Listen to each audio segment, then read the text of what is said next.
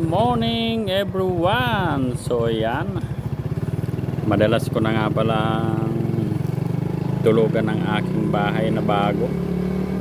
Dito lang yan sa Santa Teresita, Santo Tomas, Batangas. So yan, daming kabahayan dito na wala pang tao. Iilan pa lang yung mga homeowners dito. Bilang na bilang pa lang. Yan, mga bagong bahay yan. So maganda namang comfortable at kayang budget, kaya sa inyong budget. Dito nga pala ako kumuha ng bahay at ito lang ang kaya ng aking budget. Dito lang yan sa Santa Teresita, Santo Tomas, Batangas. Biyahe nga pala ako ng maaga, patungo tayo ng Calamba, Laguna. Pupuntahan naman natin yung bahay ng aking ate sa Calamba, Laguna. Ayun ang magandang bahay doon. Sa mga gusto ng magandang bahay, pwede nyo akong kontakin at mai-recommend daw kayo dito sa Calamba, Laguna. Medyo malaki ang mga lote ng bahay dito sa aking nakuha ni Santo Tomas. Medyo ang masa lang, kaya kang kinuha ko para sa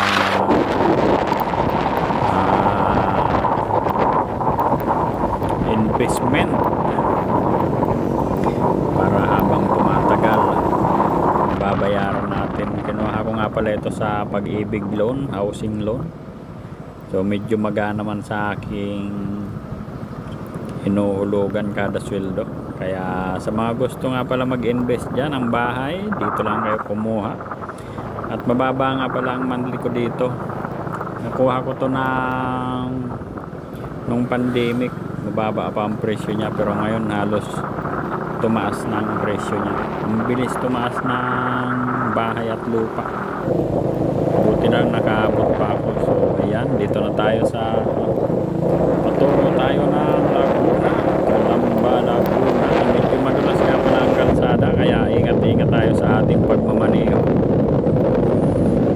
Malakas ang ulan kagabi, kaya ayan, medyo naambon-ambon pang morning. Right, safe everyone. Magandang morning sa lahat, sa mga bagong gising dyan. Malamig nga pala ang simoy ng hangin. Medyo maginaw, parang simoy Pasko na. So dito na tayo sa highway patungo ito ng Tanawan City, Batangas. Dadaanan natin ang Tanawan City bago tayo makarating ng Santo Tomas at patungo ng Calamba, Laguna. So ingat-ingat ang lahat sa ating pagmamaneho. Ride safe everyone. So yeah, medyo maulap ang panahon at naambon-ambon. Naku, muntika na tayo. Yan ang ating ingatan, yung mga driver na bigla ang liko. Napakadelikado, lalo ngayon madulas ang kalsada. At buti na lang medyo malakas ang ating preno. Kung medyo mabilis ang ating takbo, baka nakabangga na tayo ng sasakyan. So tayo ang sisihin ng driver dahil tayo ang nakabangga, dahil siya ay hindi siya lumingon bago siya lumiko. Kaya mag-iingat sa pagmamaneho. Sabi nga, tingnan muna ang bangketa bago umarangkada. Tumuloy kung walang panganib, gaya nangyari niyan. Tumuloy siya kahit na may paparating na sasakyan. Kaya kung na-aksidente man tayo, tayo pa rin may kasalanan dahil tayo ang nagmamaneho at tayo ang bumangga sa kanya. Kaya maging alerto sa kalsada, maraming pasaway na driver. So tuloy lang ang biyahe. Let's go.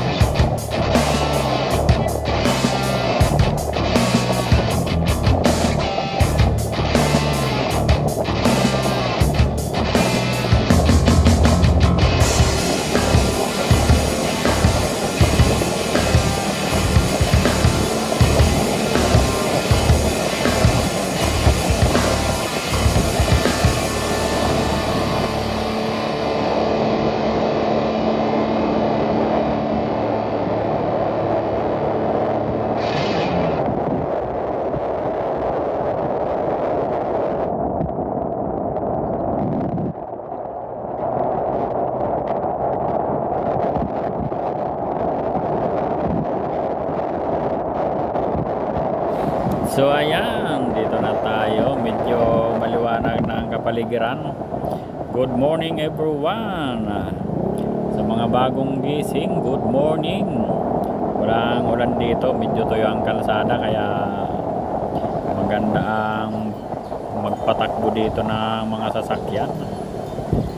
So ingat pa rin dahil maraming pasaway na mga motoristang nakasabay natin sa kalsada.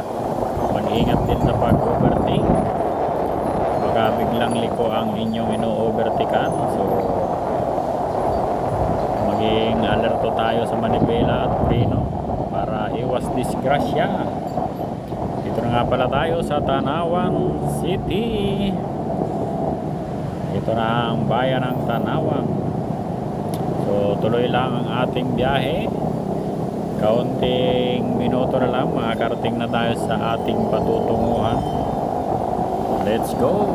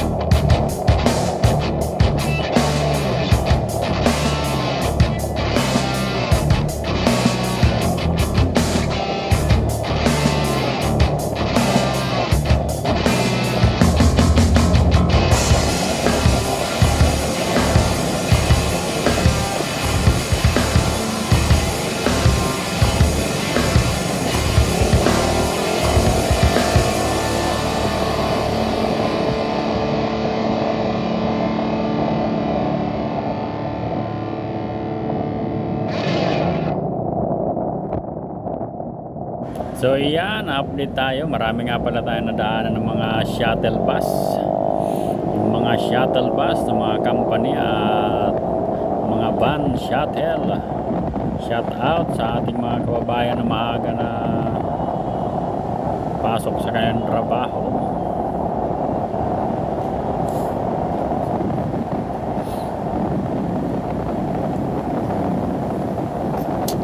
Enjoy ride. So yan, dito na tayo sa Santo Tomas, Batangas. Yung mga papunta ng Bicol dyan, ito nga pala ang daanan papunta ng Bicol, Lucena, pa kanang bahagi ng kalsada. So dito na tayo sa Santo Tomas, patungo na tayo ng Calamba, Laguna, kung saan medyo maluwag ang kalsada dito. Wala pa gaanong mga sasakyan. Kung minsan pag rush hour na abutin nga ng mga tanghali na, sobrang traffic dito dahil nagkaka-traffic yung mga patungo ng tollway at patungo ng company dito sa IPIP. Marami nga palang shuttle ang magkakasunod dito pag rush hour. Kaya buti na lang mapaaga tayo, hindi tayo naipit ng traffic. Kaya shout out everyone, shout out sa mga maagang gumising dyan na umiiwas matraffic. Salute sa inyo. Tuloy lang ang ating biyahe at ingat. Ang salitang ingat.